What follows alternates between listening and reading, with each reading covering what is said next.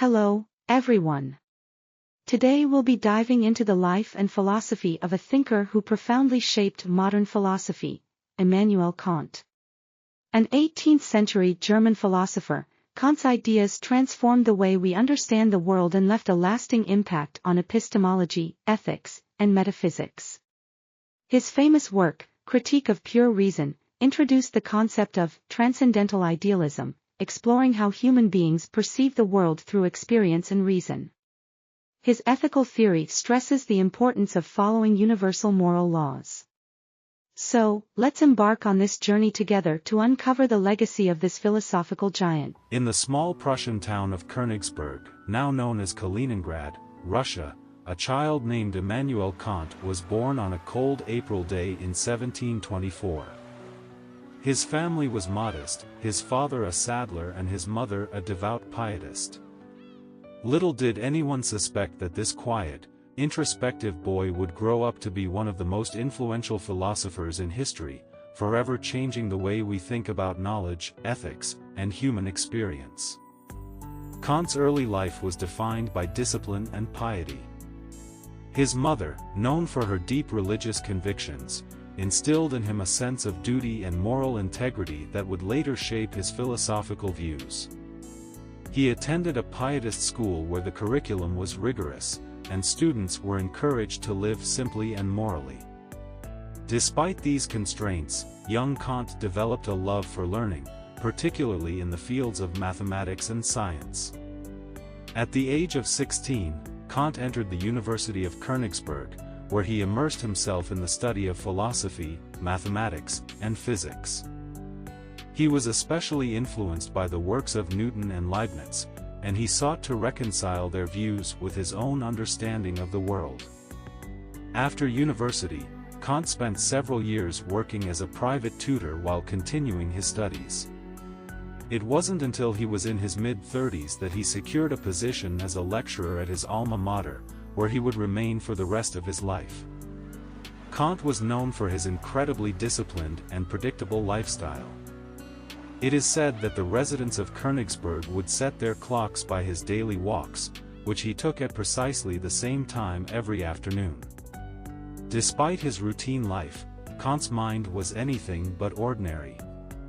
He spent decades developing his philosophical system, thinking deeply about the nature of reality, human understanding, and morality. In 1781, at the age of 57, Kant published his magnum opus, the Critique of Pure Reason. This groundbreaking work sought to answer a fundamental question: how do we come to know the world? Kant argued that our understanding is shaped not only by our sensory experiences but also by the structures of our mind. He proposed that the mind has innate categories, such as space, time, and causality, which organize our experiences. This idea, known as Transcendental Idealism, was revolutionary. It suggested that we do not perceive the world as it truly is, but as it appears to us through the lens of our cognitive faculties. One of Kant's most famous maxims is the categorical imperative, which he formulated as, "Act only according to that maxim whereby you can at the same time will that it should become a universal law." In other words, before acting, one should consider whether the principle behind their action could be applied universally. If it cannot, then the action is morally wrong. This principle was Kant's attempt to provide a rational foundation for morality, one that was independent of religion or personal inclinations.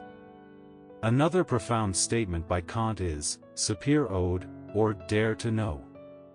This phrase became the motto of the Enlightenment, encouraging individuals to think for themselves and to seek knowledge and truth through reason and critical inquiry. Kant believed that true enlightenment comes when people liberate themselves from self-imposed ignorance and have the courage to use their own understanding.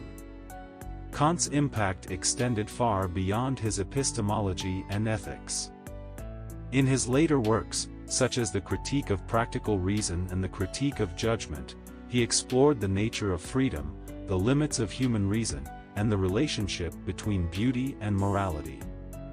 He argued that while our knowledge of the world is limited to what we can experience, we can still act freely and morally because the principles of reason guide our will.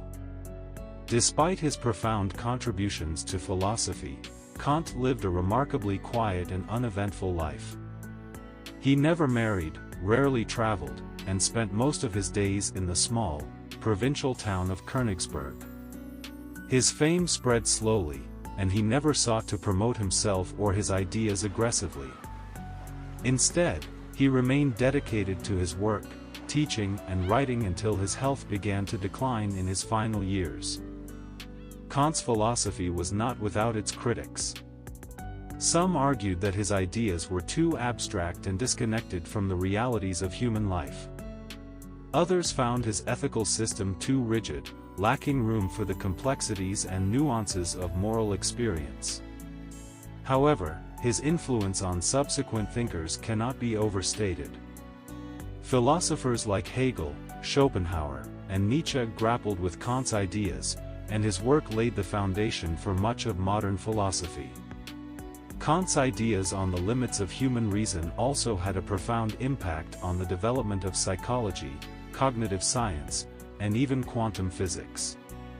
His notion that our perception of reality is shaped by the structures of our mind prefigured many later theories about the nature of human cognition and the limits of scientific knowledge.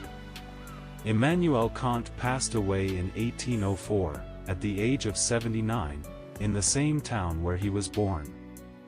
His gravestone bears a fitting inscription: "Two things fill the mind with ever new and increasing admiration and awe, the oftener and the more steadily we reflect on them, the starry heavens above me and the moral law within me."